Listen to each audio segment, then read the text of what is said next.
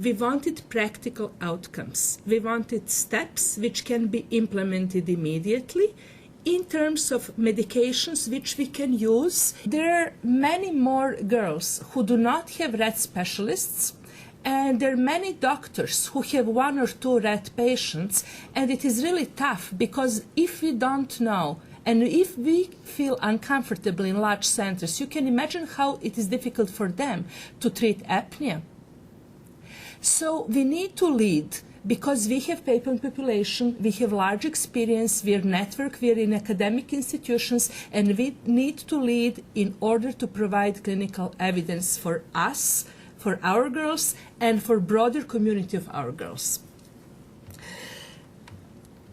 So the format of this conference was interdisciplinary, and it really originated from the philosophy that we really need to cross boundaries.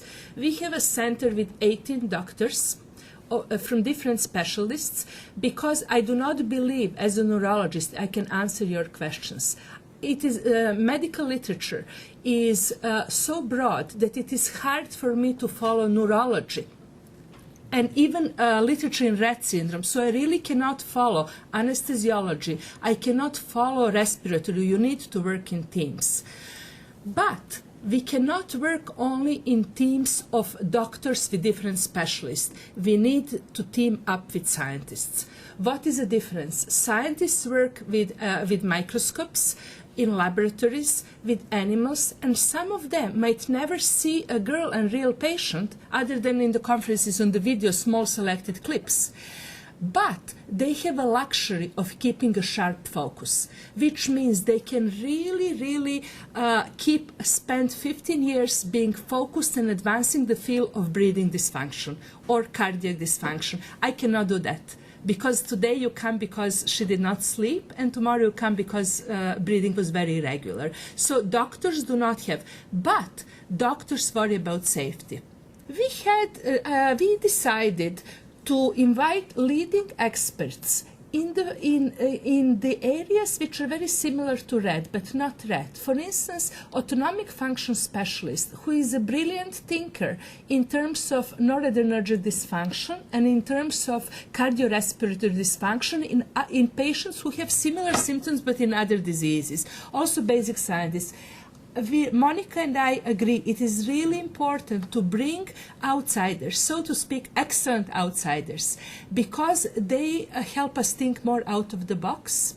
We are still closed community, and also during these closed meetings, they're really educated about Rett. So we hope that we recruit them to our side. So it is everybody's gain.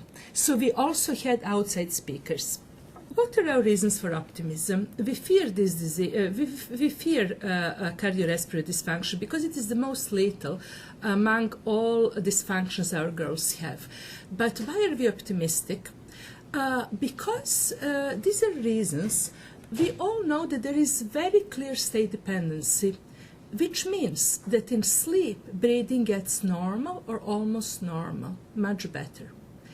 So we also know there is the age dependency because parents of adults with Rett tell us that they become much calmer and breathing gets better, and that is what we see in our clinics. Nobody reported on that, but that is the experience, anecdotal, but that is the best we have. So just if you think that somebody is, for instance, paralyzed, no matter where you sleep, you're awake. If neuronal networks are damaged, you cannot move your arm or leg. But if under certain circumstances, you can breathe relatively normally. It tells there is the core of the network which is healthy. And that is the reason for optimism. Because we can do it better than we do during the day. Besides this clinical experience, there is encouraging reports from the lab, and they will review these reports, that actually breathing dysfunction was, 3 scientists were able to ameliorate in animal model. So and we have medications which are approved. One of these experiments came from Cleveland, from the lab of David Katz. And basically they gave the drug which is glutaminergic. There are different chemical systems in the brain, and glutaminergic is one system.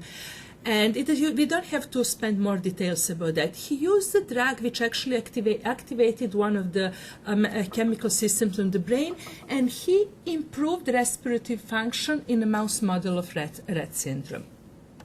David Katz is one of the participants. You all know that the oral treatment, this is a study which came out from Europe. Oral treatment, the dicipramine, improved breathing and lifespan in Rett syndrome mouse model. We do have dicipramine, it's an approved medication, but, and one of the co-author of this study was invited participant. So this dicipramine affects noradrenergic system. So what I'm telling you that we have more than one option to treat. We do not have only one treatment strategy. We have two, but not two, we have three. This came from Oregon, from the lab of Dr. John Bissonnet. He used the medication which is GABAergic, which is a third chemical system in the brain which modulates brain function.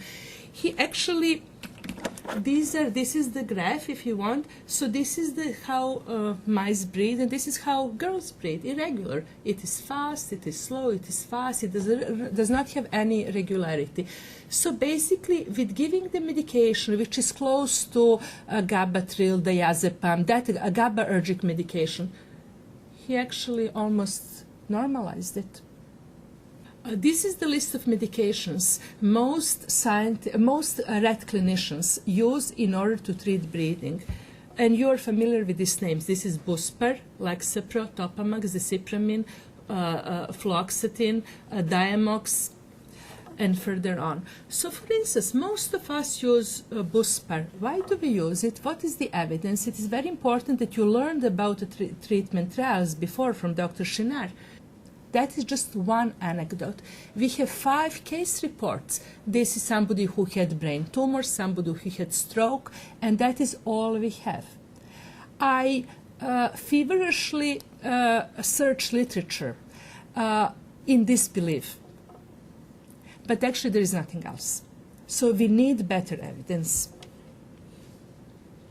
Why dicipramine?